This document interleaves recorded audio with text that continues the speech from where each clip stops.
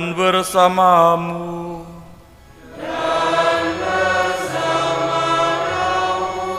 Inilah Injil suci menurut Matius.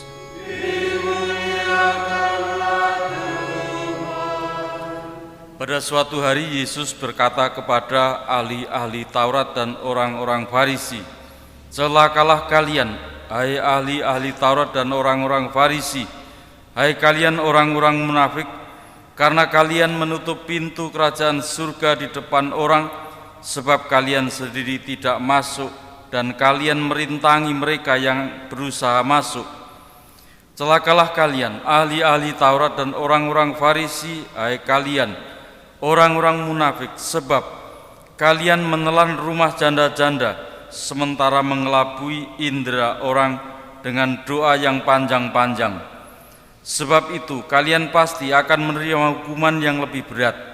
Celakalah kalian, hai ahli-ahli Taurat dan orang-orang Farisi, hai kalian orang-orang munafik, sebab kalian mengarungi lautan dan menjelajahi daratan untuk mempertobatkan satu orang saja menjadi penganut agamamu, dan sesudah ia bertobat, kalian menjadikan dia orang neraka, yang 2 kali lebih jahat daripada kalian sendiri.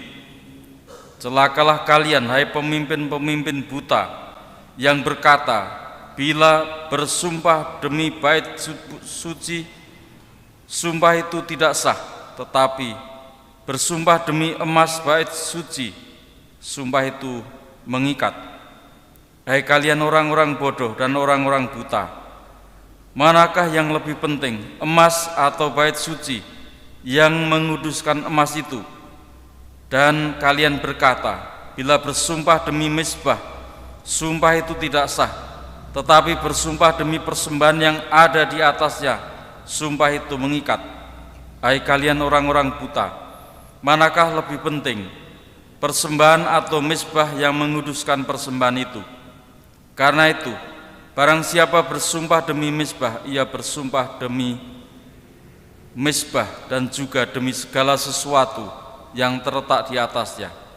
Dan barang siapa bersumpah demi bait suci, ia bersumpah demi bait suci dan juga demi Dia yang diam di situ.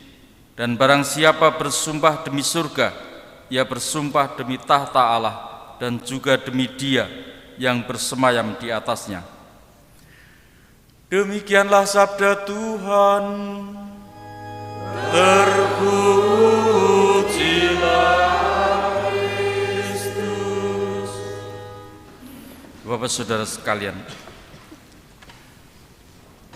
salah satu apa yang dipikirkan, direnungkan oleh Agustinus adalah soal dosa asal. Dia menyadari bahwa dalam dirinya ada kecenderungan untuk berbuat yang tidak baik atau berbuat dosa.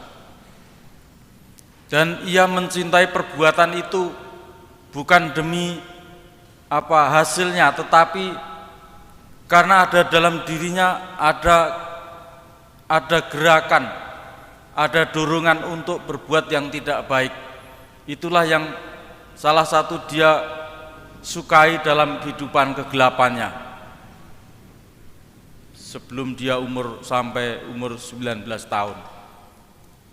Dia hidup dalam berbagai pandangan umum mengatakan ia hidup dalam berbagai kedosaan, tapi dia tidak mau mengatakan bahwa itu hidup dalam dosa, tetapi itulah kenyataan hidup yang ada pada manusia. Namun kemudian ia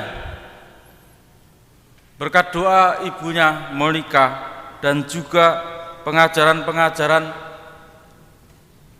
oleh Uskup Ambrosius menjadikan ia sadar, dan ia menyadari sungguh bahwa apa yang ada gerakan dalam hidupnya yang mengarahkan dia untuk berbuat yang tidak baik itu harus dihapus, harus dibebaskan. Untuk sampai pada pembebasan diri maka dibutuhkan rahmat Tuhan Yesus. Itulah pencerahan yang dia alami. Untuk semakin mengenal, semakin tahu siapakah Yesus yang merupakan perwujudan kasih Allah, bahkan Allah sendiri yang menyapa manusia untuk memperoleh pembebasan sejati. Dengan kata lain, ia mengalami perubahan, ia mengalami pencerahan dalam pemikirannya, dari menggemari kedosaan untuk menggemari rahmat Tuhan. Dan peristiwa itu menyadarkan dirinya untuk membuka hatinya, didorong, dibimbing dan dituntun oleh rahmat Tuhan. Seringkali digambarkan bahwa manusia itu menjadi ladang atau lapangan berkelahi antara si jahat dan yang benar.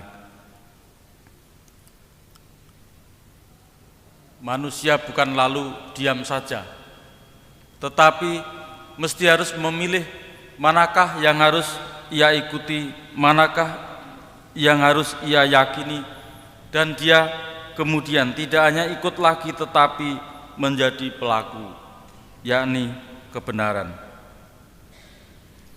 Dengan berbagai kesadaran yang dilakukan oleh Santo Agustinus, kita semakin percaya dan kita pun diterangi oleh cahaya ilahi untuk semakin mampu bertobat. Seperti sabda Yesus bagi orang-orang ahli Taurat dan Farisi, bagaimanakah mereka harus bertobat untuk memperoleh kehidupan ilahi, supaya mereka tidak menciptakan orang-orang yang berdosa lebih berat lagi, atau 2 kali lebih lipat lebih berdosa daripada mereka. Dan rahmat Tuhan senantiasa cukup untuk pertobatan, untuk memperoleh hidup baru, untuk menggapai rahmat Tuhan. Kita mohon supaya kita pun diteguhkan, dikuatkan dalam percaya, dan semakin mengalami pencerahan hati kita akan kasih Tuhan.